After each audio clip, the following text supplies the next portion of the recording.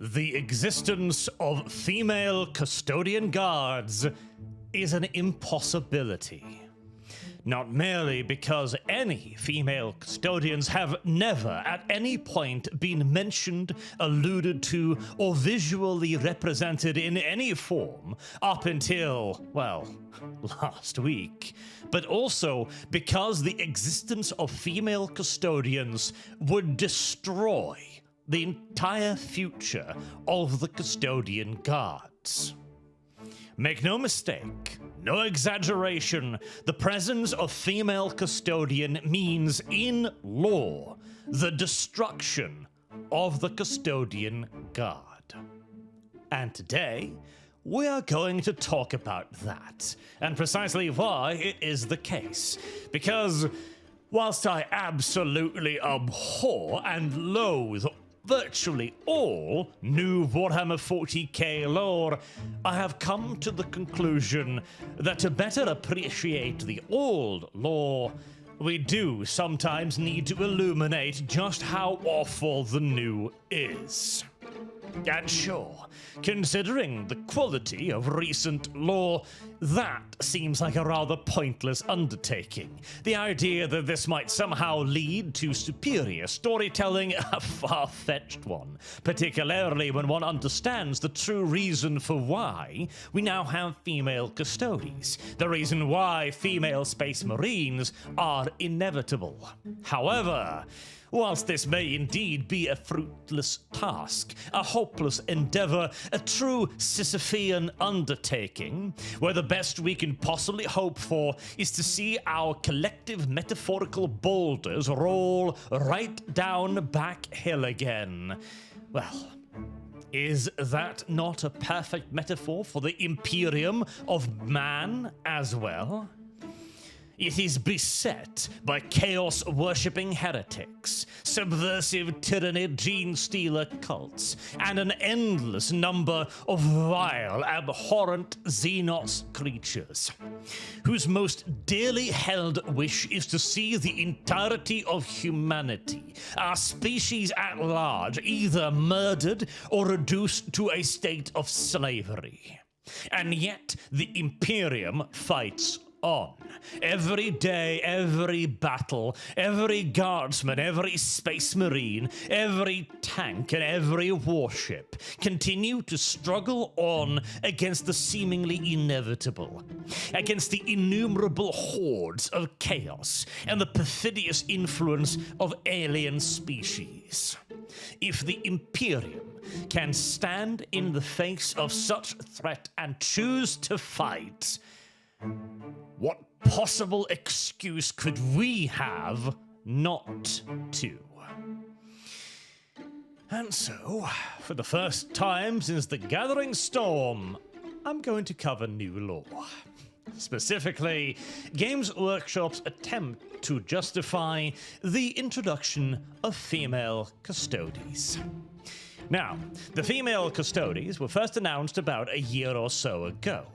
Although, well, it was an interesting situation that has now turned out to be probably a part of a much larger plan. Introduce the custodes in a vague manner in an off-handed line in the book. Then, eventually, release a female custodes in one of their Warhammer Plus animated shows. And then finally, a year after that, roll out the models. Ye old boiling the frog. But even then, Games Workshop must have known that this was going to be a shit show of epic proportions, to the tune of 11,000 dislikes, so yes, indeed. And since they knew this was going to be absolutely hated by a vocal majority of the fan, they prepared a Your Questions Answered article, which was released within hours of the announcement. So, these are not your questions answered, these are Games Workshop's questions answered by Games Workshop. Beginning with, is this a new thing? Well, yes and no. Up until this point, those few Legio and Adeptus Custodes miniatures we've seen without helmets have been obviously male, and the rest have been so armored that it is hard to tell. The new range has a mix of both male and female Custodes. Okay, let's begin from the start then, shall we? The Adeptus Custodes were the Emperor's first truly perfect creation, although, well, this runs into some problems as well due to the Emperor's much reduced role in the creation of the Adeptus Astartes. First, of course, he made the Thunder Warriors with which to conquer all terror, and defeat the various techno-barbarian warlords that had laid claim to the planet. The Thunder Warriors, however, proved to be unstable. Their transformation was excellent, providing fantastic physical strength and capabilities, but it also made them, batshit insane homicidal maniacs. All fine and good, of course, for conquering a bunch of tribal barbarians, but not the kind of guys you'd like to bring out into the galaxy as an organized army. But with the various tribes of old Earth now subdued, an opportunity and a necessity opened up. These tribes needed to be subdued. And one of the ways in which the Emperor did this was to take their firstborn sons, their heirs, and elevating them to a position of great honor within his new regime, to be candidates for his own personal bodyguards. An honor that remained even deep into the 41st millennium. This act achieved dual purpose. Firstly, it tied the various tribes directly to the Emperor through blood and service. And secondly, it provided him with recruits of exceptional genetic purity that could then be transformed into the next step in the God Emperor's plan to create the perfect warrior. And after the failure of the Thunder Warriors, the Emperor was clearly not taking any chances. The Custodians would be crafted by the most highly skilled genesmiths under the Emperor's command, and under his own direct oversight. The process was extraordinarily difficult, exceptionally expensive, and without the Emperor directly there to guide it, the failure rate, as we've seen later on in the 41st millennium, was astronomical. Even with the Emperor personally overseeing the process, he never managed more than an average of 50 Custodes a year. This incredibly slow rate of production, along with the vanishingly small relative number of potential candidates, maybe only 1 out of 1,000 eligible candidates from the purest gene stocks of Terra, made it very clear that this was not going to be the basis of an army either. And it was due to this that the Adeptus Astartes were eventually created, as in essence a compromise measure between the Thunder Warriors and the Custodes, an army of exceptional super warriors that could also be produced en masse, at least relatively speaking. Or to put it more succinctly, it is damned difficult to create a custodian, even with the direct supervision of the God Emperor. Now, the Custodes as a tabletop fighting force was first introduced in 2017 with the Burning of Prospero box set, where you could field a squad of Custodians. Then later on, in 2018, they received their very own codex, which came as quite a surprise to most. Not only because more power armor is hardly what 40k really needs at this point or then, but also because it was generally assumed that after the end of the Horus Heresy, the technology required to create more custodians would either be so unfathomably difficult as to see their numbers virtually be irreplaceable, or for the technology to have been simply completely lost, meaning that the Custodes themselves were a vanishingly rare and incredibly precious resource, certainly not to be expended in simple battles, when they had the far more important duty of protecting the God Emperor. But with the introduction of the Warp Squirrel Belisarius Call, many of our assumptions about the 41st millennium were thrown out the window.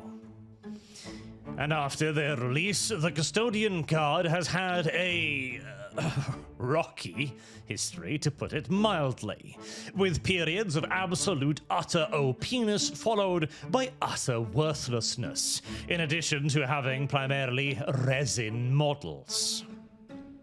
However, one of the things that remained constant throughout both their old lore and their more recent modeled lore is that there were no female Custodes.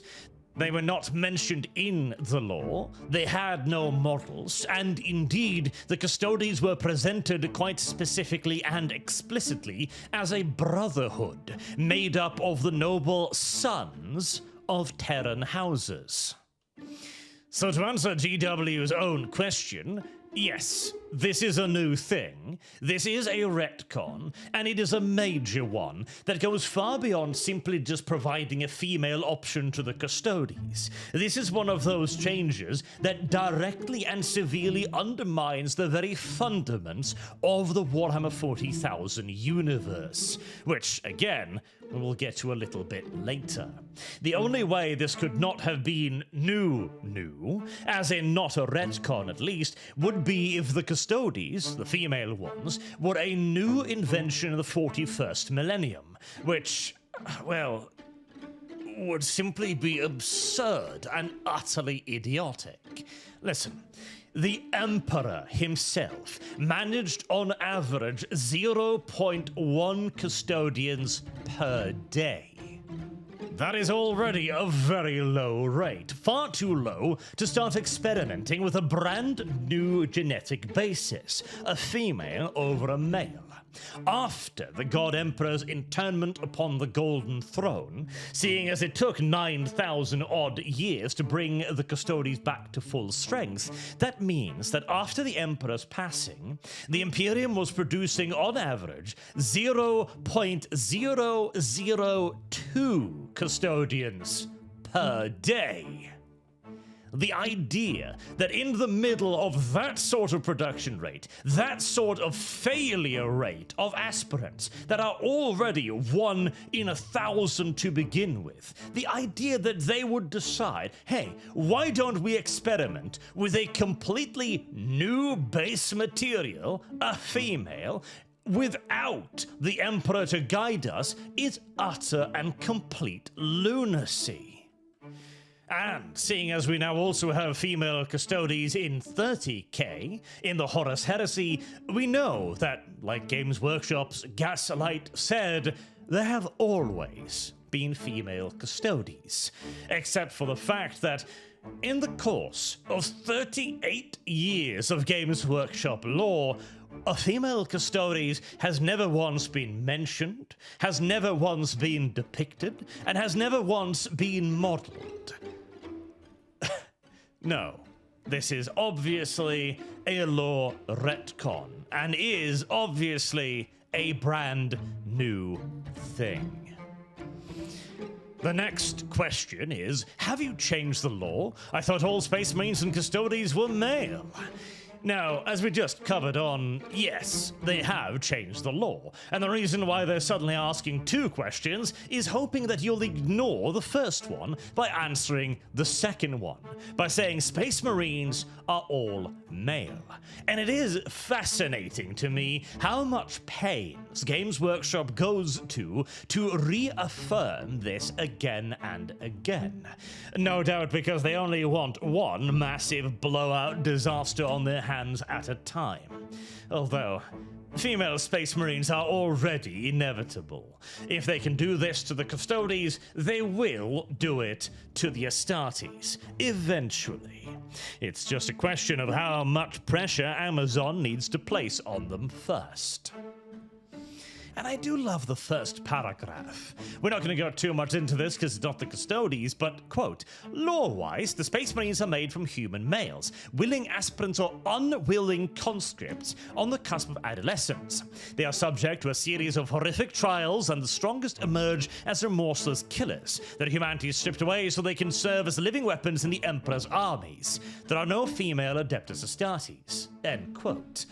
That is an interesting way of putting it, because it makes the Space Marines sound horrific, and it makes the Custodes sound beatific by comparison, presumably because they now have women. Whereas, of course, in reality, the trials that the Custodes undergo are, if anything, significantly worse than those that the Astartes have to undergo.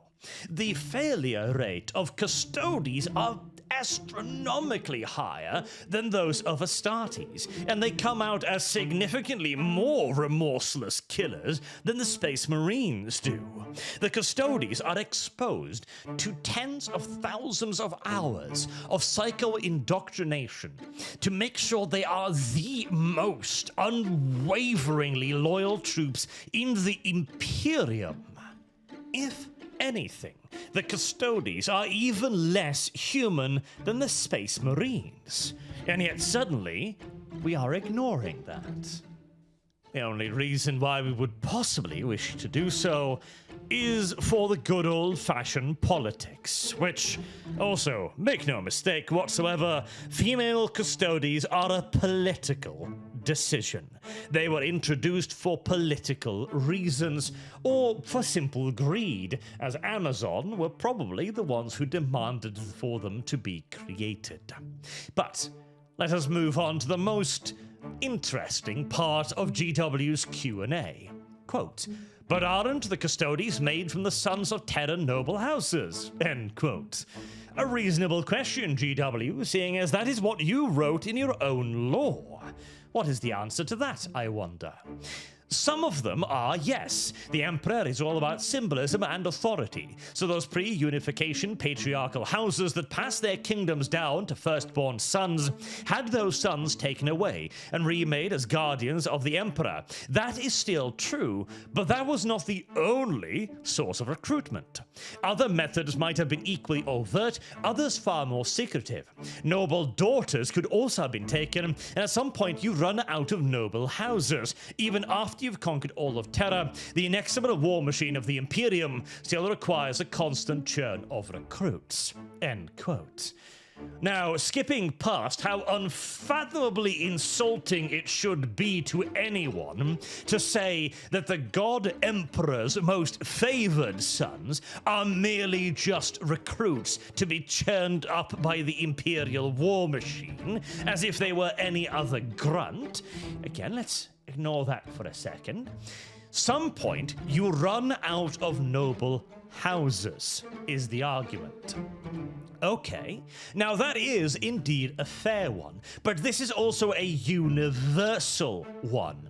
The reason why the noble houses were selected were not solely because they were noble houses. It is because they represented the purest genetic lineage still available on Earth. The closest link all the way back to the golden age of technology, as hundreds and thousands of years of very selective breeding between these various noble families will have been able to maintain a far purer lineage than that found amongst the common populace of Terra.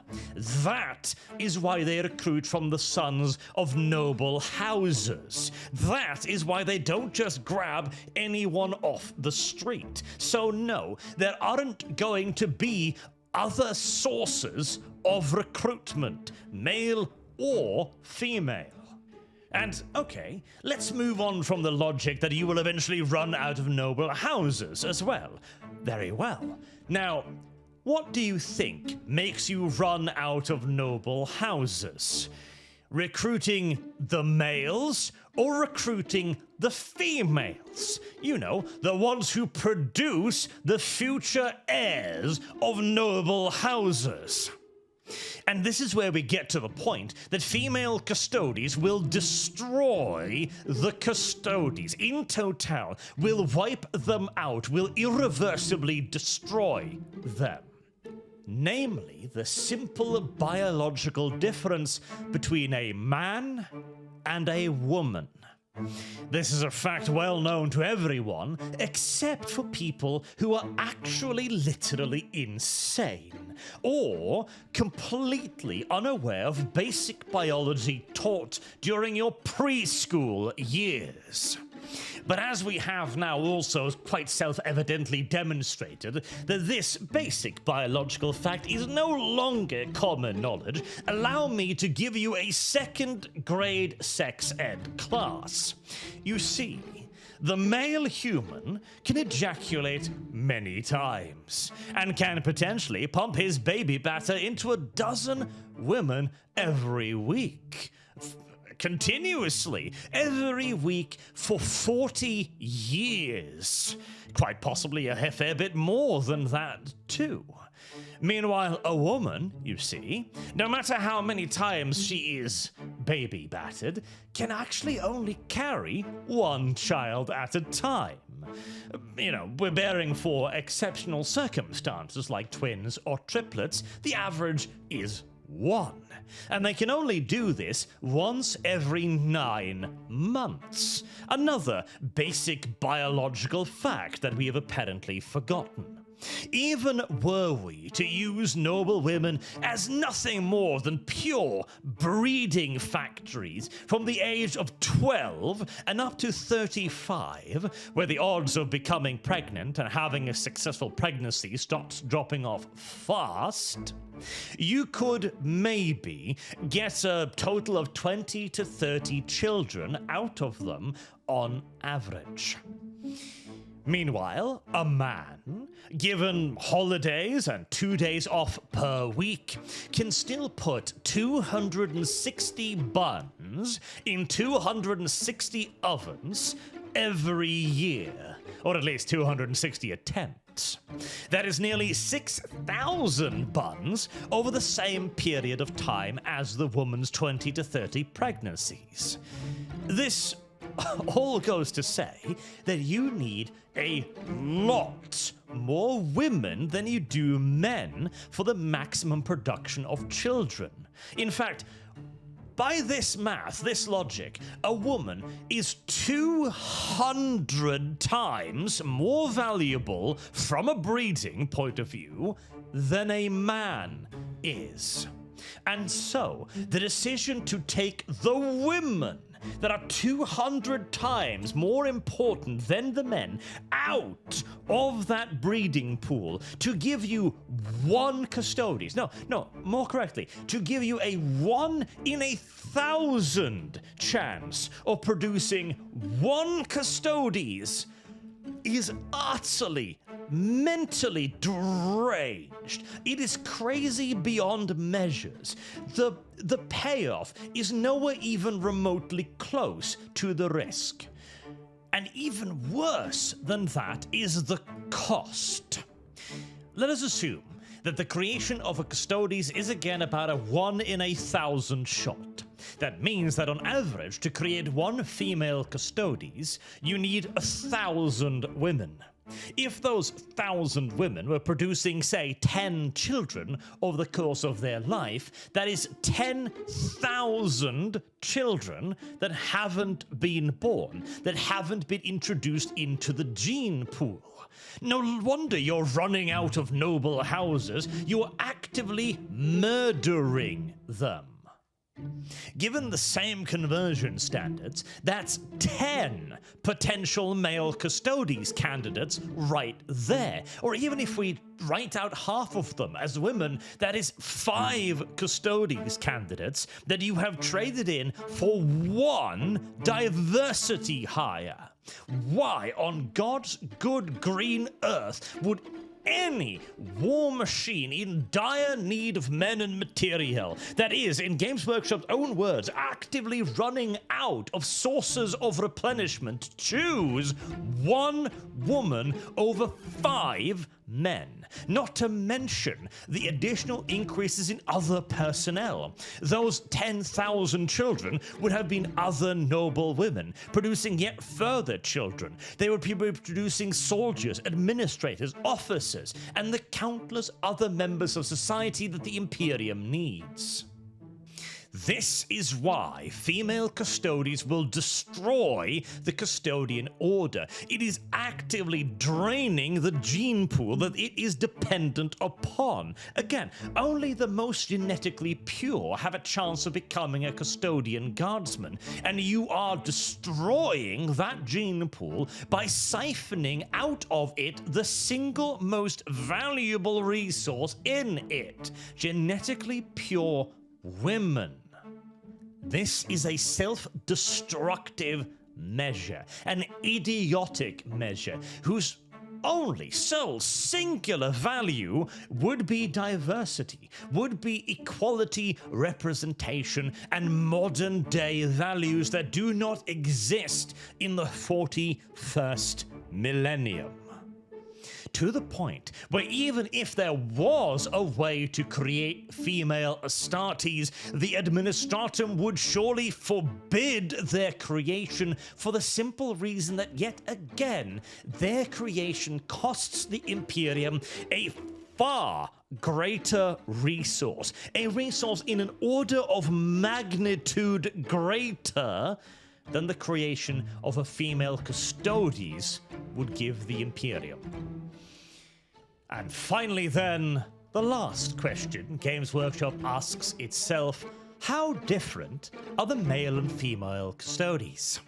All Custodians, male or female, embody the pinnacle of the genetic and cellular engineering the Emperor employed when creating his armies. They are all flawless creations pushed beyond the limits of human potential. There is no difference in combat efficiency between a male Custodian and a female Custodian.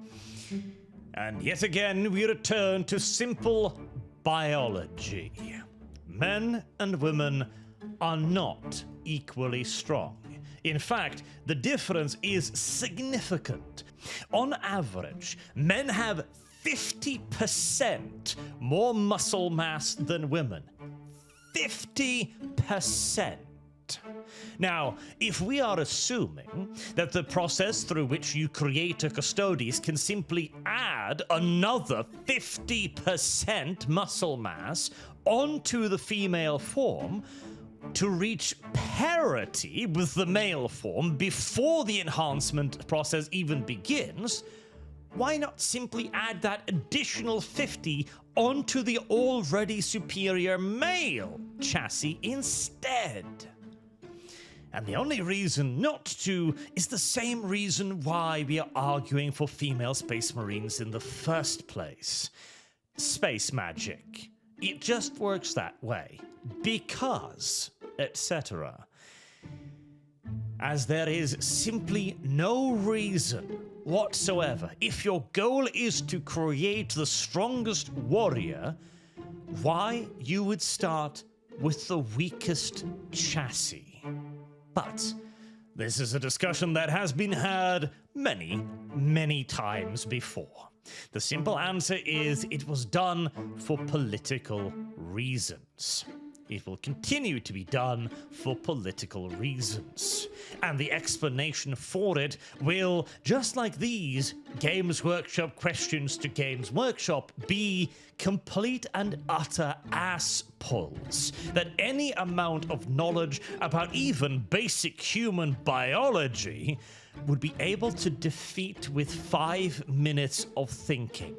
Because we're not doing this to create a better universe. We are not doing this to create lore consistency, or to build a world that is believable or internally consistent. We are doing this because it is in vogue, because it is popular right now amongst a certain group of politically motivated individuals.